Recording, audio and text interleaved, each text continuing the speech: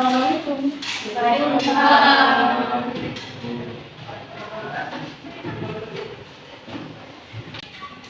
Baiklah, sebelum memulai pelajaran pada hari ini, alangkah baiknya kita berdoa terlebih dahulu. Kepada ketua kelas, boleh disiapkan doanya. Baik, sebelum kita mulai pembelajaran pada pagi hari ini, marilah kita masing-masing berdoa. Baik. Berdoa selesai. Baik, terima kasih Rafi. Ya. Apa kabar kalian semuanya? Baik-baik, Bu. Oke, alhamdulillah kalau baik semua. Sebelum kita masuk ke pembelajaran hari ini, apakah di antara kalian ada yang tidak hadir? Hadir semua, Bu. Baik. Sebelum memulai kegiatan pada hari ini, Ibu akan memberikan pretest terlebih dahulu kepada kalian agar nanti kalian lebih memahami materi yang akan dipelajari.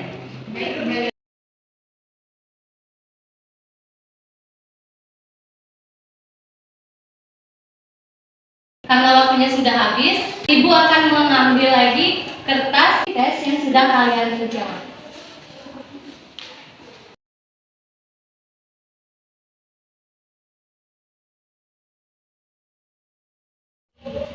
Baiklah, apakah masih ada yang ingat materi kemarin? Enggak, Bu. Baik, materi kemarin ialah sembilan hal. Baiklah, materi kita pada hari ini ialah interaksi makhluk hidup dengan lingkungannya. Adapun tujuan pembelajaran pada kali ini, yang pertama ialah peserta didik mampu menjelaskan pengertian lingkungan dan konsep lingkungan yang terdiri dari biotik dan juga abiotik. Selanjutnya itu peserta didik mampu menjelaskan tentang pola interaksi yang terdiri dari proses makan-memakan, simbiosis, dan peran hidup dalam lingkungan. Masuk ke materi pertama, yaitu lingkungan. Lingkungan merupakan faktor yang mempengaruhi lingkungan sekitarnya organisme, terutama komponen-komponen yang mempengaruhi perilaku, reproduksi, dan juga kelestarian organisme. Sebagai tempat hidup, lingkungan menjadi tempat bagi makhluk hidup, baik manusia, hewan, maupun tumbuhan yang berpijak. Selain itu, lingkungan juga menjadi tempat untuk beraktivitas dan juga berinteraksi. Baik, selanjutnya itu ada komponen biotik, di mana komponen biotik merupakan satu komponen dalam ekosistem yang berupa makhluk hidup yang ada di bumi. Singkatnya adalah semua yang hidup di suatu ekosistem, baik manusia, tumbuhan, hewan, serta dekomposer atau pengurai. Komponen biotik dibedakan menjadi tiga, yaitu produsen atau autotrof, konsumen atau heterotrof, dan juga pengurai atau dekomposer. Kita bahas yang pertama yaitu produsen atau autotrof. Autotrof atau produsen yaitu komponen biotik pada makhluk hidup yang mampu menghasilkan makanan sendiri. Contohnya seperti tumbuh-tumbuhan. Yang kedua itu ada konsumen atau heterotrof yang yaitu komponen biotik atau makhluk hidup yang tidak dapat menghasilkan makanan sendiri dan dia bergantung pada organisme lain. Contohnya seperti hewan. Terdapat tiga jenis konsumen berdasarkan sumber makanan yang dikonsumsi, yaitu karnivora, herbivora, dan juga omnivora. Dan yang ketiga itu ada pengurai. Dan dekomposer atau pengurai ini adalah organisme yang bertugas untuk menguraikan sisa-sisa makhluk hidup yang telah mati untuk dijadikan mineral dan juga unsur hara. Selanjutnya itu ada komponen abiotik. Komponen abiotik merupakan komponen dalam satu ekosistem yang disebut sebagai yang biasa disebut sebagai benda tak hidup atau mati. Komponen abiotik biasanya terdiri dari benda-benda tak hidup seperti air, tanah, dan juga batu. Selanjutnya ini ada ekosistem.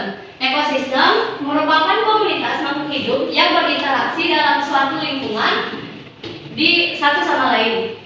Ekosistem dapat berkisar dari yang kecil, sedang hingga besar. Contoh ekosistem yang biasa kita lihat yaitu hutan. Semua ekosistem memiliki beberapa kesamaan. Mereka memiliki makhluk hidup, mereka semua memiliki ke lingkungan fisik dan mereka hidup memiliki interaksi antara makhluk hidup dan lingkungan. Di dalam ekosistem terdapat pola interaksi yang terdiri dari kegiatan proses makan-memakan, simbiosis, dan juga peran makhluk hidup dalam lingkungan. Simbiosis adalah hubungan erat dan jangka panjang antara dua makhluk hidup yang berbeda spesies. Kata simbiosis berasal dari bahasa Yunani simbiosis yang berarti hidup bersama. Hubungan simbiosis dapat dibedakan menjadi 3 jenis utama. Yang pertama itu simbiosis mutualisme, yang kedua simbiosis komensalisme, dan yang ketiga itu simbiosis parasitisme.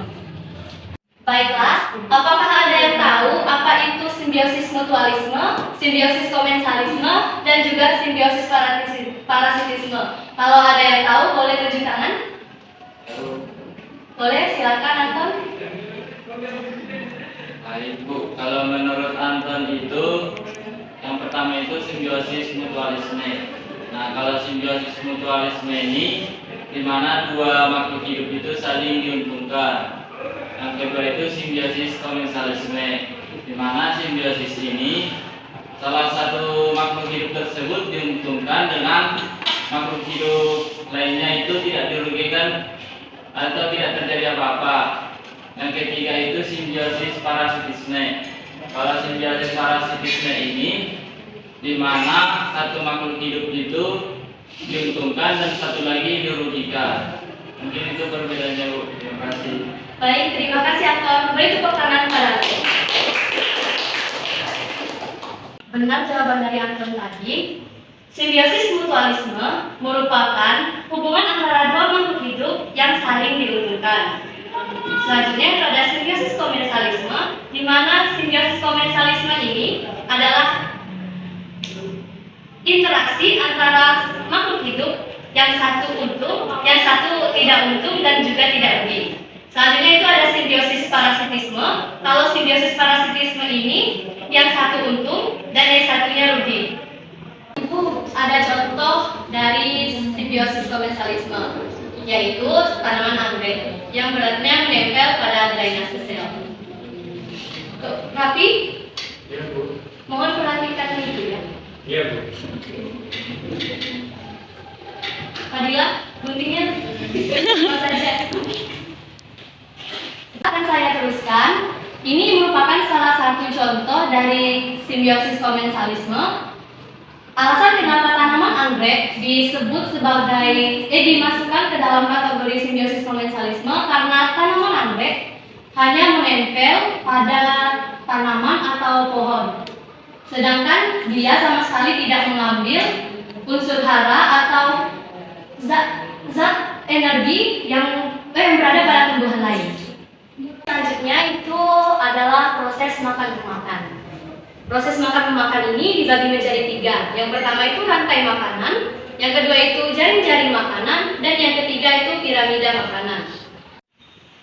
Baiklah, untuk memperkuat pengetahuan kalian tentang interaksi makhluk hidup dengan lingkungan, Ibu akan membagi kalian dalam 2 kelompok dan kalian akan mengerjakan tugas kelompok dan berdiskusi. Baik, kelompoknya akan saya bagi. Kelompok 1 itu terdiri dari Alam, Fitri, Fadilatul, Rafi, dan juga Anton. Kelompok 2 terdiri dari Widya, Arifah, Siti Ramazela, dan juga Bina Prelasari. Dalam LKPD ini terdapat 2 kegiatan. Yang pertama itu kalian akan melihat sebuah gambar. Di halaman pertama kalian akan melihat gambar dan juga kalian akan memisahkan apa saja komponen abiotik dan juga komponen abiotik pada gambar tersebut. Yang di halaman kedua kalian akan menjawab pertanyaan-pertanyaan yang sudah saya masukkan ke dalam. Kurun waktu untuk mengerjakan tugas ini saya berikan selama 15 menit, dimulai dari sekarang.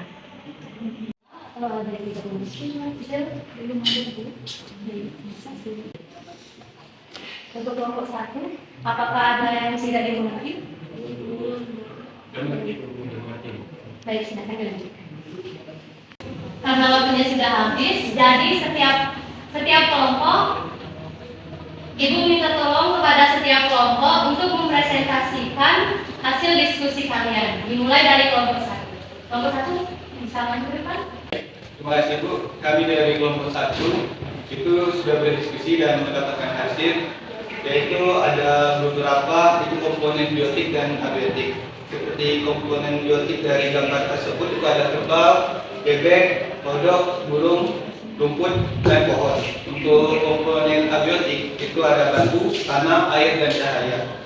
Dan juga untuk penjelasan tentang biotik dan abiotik, itu komponen biotik merupakan komponen yang terdiri dari makhluk hidup, dan komponen abiotik adalah komponen dalam ekosistem yang terdiri dari benda mati atau tak hidup. Mungkin itu dari kelompok 1.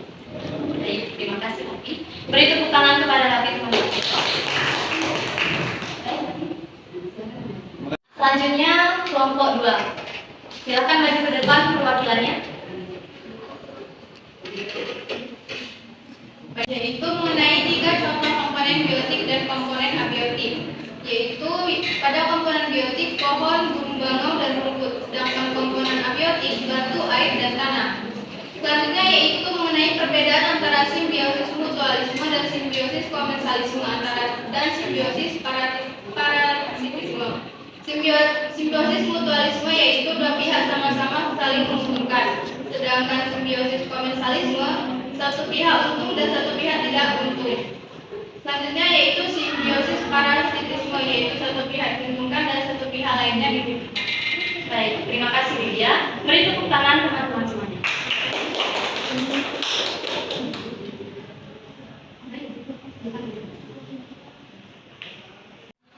Anak-anak sekalian, setelah kita mempelajari pelajaran materi interaksi makhluk hidup dan lingkungannya, apakah ada di antara kalian yang bisa menyimpulkan kegiatan pada hari ini? Yang bisa, silakan angkat tangan. Silakan Alam. Kesimpulan dari alam dulu. Nah, interaksi makhluk hidup dengan lingkungan itu artinya keterikatan imbal balik. Makhluk hidup tidak dapat hidup sendiri dan selalu berinteraksi dengan lingkungannya, baik dengan makhluk hidup lain, biotik maupun benda-benda mati abiotik. Interaksi ini dapat bersifat mutualisme, saling menguntungkan, komensalisme atau satu pihak diuntungkan, pihak lain tidak dirugikan. Nah, dan ada lagi parasitisme, satu pihak diuntungkan dan pihak lain dirugikan. Lalu ada predasi, satu pihak makan pihak lain, dan kompetisi memperebutkan sumber daya yang sama. Lalu interaksi ini membentuk suatu kesatuan yang disebut ekosistem, di mana semua komponen saling terkait dan mempengaruhi satu sama lain. Dan keseimbangan ekosistem penting untuk kelangsungan hidup semua makhluk hidup. Baik, jawaban Alam betul sekali. Beri tepuk tangan untuk Alam. Baik, benar sekali kesimpulan dari Alam tadi. Jadi bisa kita tarik kesimpulan pada pelajaran hari ini bahwa interaksi makhluk hidup, jawaban dari Alam tadi, jadi dapat disimpulkan bahwa kegiatan interaksi antara makhluk hidup dengan lingkungannya itu saling berkaitan antara yang biotik dan juga abiotik. Lalu itu ada kegiatan simbiosis antara satu makhluk hidup dengan makhluk hidup lainnya yang terdiri dari simbiosis mutualisme atau makhluk hidup yang saling menguntungkan, simbiosis komensalisme yaitu satu pihak berada yang untung dan satu pihak lagi tidak diuntungkan dan tidak dirugikan.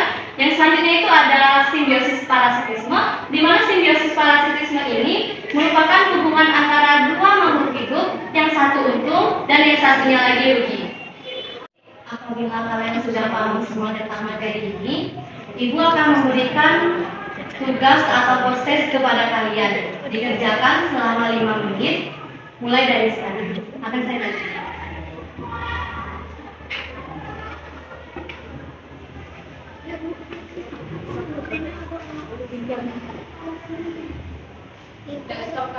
Karena waktunya sudah habis, akan Ibu ambil lagi jawaban yang sudah kalian ingat.